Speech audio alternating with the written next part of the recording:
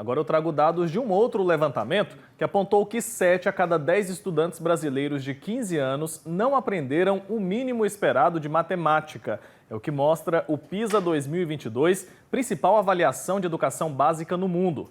Para entender mais sobre esse cenário, eu vou conversar ao vivo agora com a Natália Fregonese, que é analista de políticas educacionais do Todos pela Educação. Está conectada aqui com a gente. Natália, bom dia, seja muito bem-vinda. Bom dia, obrigada. Um prazer estar aqui com vocês. Prazer recebê-la também, ainda mais para falar sobre um tema tão importante quanto esse, né? E eu queria que você começasse dizendo para a gente qual a avaliação que você faz dos resultados do PISA aqui no Brasil. Bom, eu acho que a gente pode olhar os resultados por duas perspectivas. Uma perspectiva um pouco mais positiva. Então, essa avaliação, ela nos mostra um pouco os resultados da educação no pós-pandemia, né? Então, na verdade, durante a pandemia, né? Os estudantes tiveram um período grande de aulas remotas e o que se esperava, de fato, é que tivesse uma grande queda no desempenho dos estudantes nessa prova. E sim, uma queda foi observada, mas quando a gente compara o resultado do Brasil com outros países com características similares ao nosso, a queda no Brasil foi muito menor. Então, isso, né, dá para a gente ter esse olhar positivo de que os esforços das redes estaduais, das redes municipais, para garantir que os estudantes pudessem se manter tendo aulas durante o período de fechamento das escolas, deram resultados, né? Então, as quedas poderiam ter sido muito maiores. Então, acho que esse é um ângulo positivo pelo qual a gente pode olhar.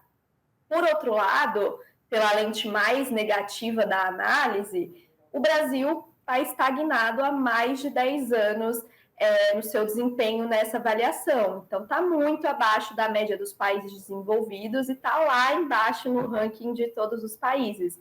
Então, por mais que nos últimos anos políticas públicas tenham sido implementadas com foco na melhoria da educação, a gente ainda está muito distante do ideal e esse é um resultado que não é aceitável, né? Então, atitudes precisam ser tomadas para que a gente consiga melhorar o desempenho dos estudantes nos próximos anos. Certamente. Os impactos da pandemia, eles já eram esperados, né, Natália? Mas a gente viu também, por outro lado, um empenho muito grande dos professores, das instituições de ensino, que não deixaram a bola cair, continuaram ali trabalhando bastante para garantir o aprendizado das crianças, dos adolescentes também. Então, até que ponto assim, a pandemia ela foi responsável por esses números registrados? Você falou que já era esperado, né, que houvesse uma queda aí, mas até que ponto essa queda é responsabilidade da pandemia ou não? Você traz um ótimo ponto, né, sobre esse esforço dos professores, das escolas, das redes de ensino como um todo para garantir a aprendizagem durante esse período de fechamento das escolas. O Brasil foi um dos países que mais tempo manteve as escolas fechadas, então, de fato, a gente vê uma queda não tão grande. É um sinal de que esse esforço valeu, né? Então, teve resultados.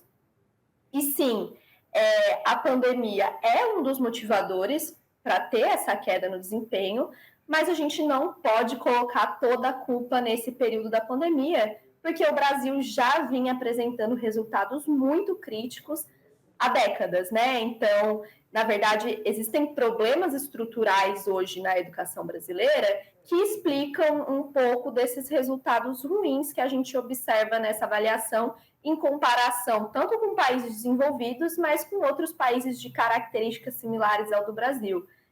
Então, posso citar aqui um grande desafio que a gente tem hoje na educação brasileira, que é a formação inicial de professores, né? Então, a literatura hoje, ela aponta que os professores são dos principais fatores que podem impactar no desempenho dos estudantes.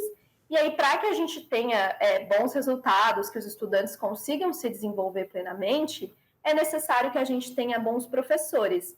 Mas hoje, a realidade do Brasil é que a formação inicial de professores, ela tem muitos problemas.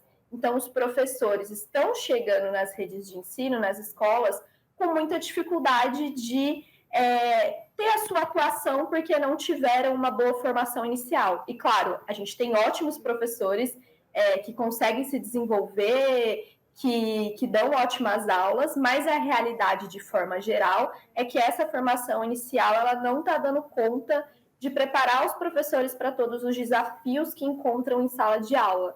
Então, são vários os fatores que podem explicar esses resultados ruins, mas um dos principais, né, que é o pilar aí da educação, é justamente essa formação inicial de professores. Entendi. Ainda nessa linha do que você está falando, ontem o ministro da Educação, Camilo Santana, ele defendeu o fim dos cursos de licenciatura 100% EAD, justamente depois da divulgação dos dados do PISA. Só que a gente percebe que hoje tem uma forma muito diferente também de ensinar, né? Então, qual que é a avaliação que você faz sobre isso, sobre essa questão dos cursos EAD para professores? Os cursos EAD, né, eles têm a sua importância quando a gente fala de garantir mais oportunidades para aquelas pessoas que não teriam a possibilidade de fazer uma faculdade presencial, por exemplo, né? Então, as pessoas que precisam trabalhar ou que não têm uma faculdade, uma universidade próxima da sua casa, veem no EAD essa oportunidade de ingressar no ensino superior. Por outro lado, hoje no Brasil, a formação de professores em EAD tem sido a principal estratégia de formação. Então, quando a gente olha o número de concluintes de cursos de licenciatura no Brasil, mais de 60% estão em cursos EAD. Isso que é inadmissível, né? A gente não pode permitir que essa seja a principal estratégia de formação de professores do Brasil, porque os cursos de formação, eles necessitam de uma presencialidade, assim, os professores, quando eles forem, os estudantes, né, de licenciatura, quando forem se tornar professores, eles vão atuar na sala de aula, eles não vão atuar no EAD, né? Então, a gente chama aqui um termo mais técnico de homologia de processos.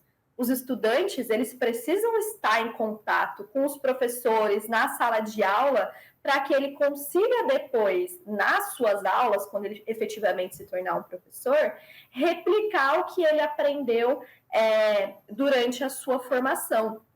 E várias coisas dentro da formação de professores a gente não consegue fazer no EAD, né? Então, sobre gestão de sala de aula, sobre metodologias ativas, sobre didática, essa presencialidade é importante.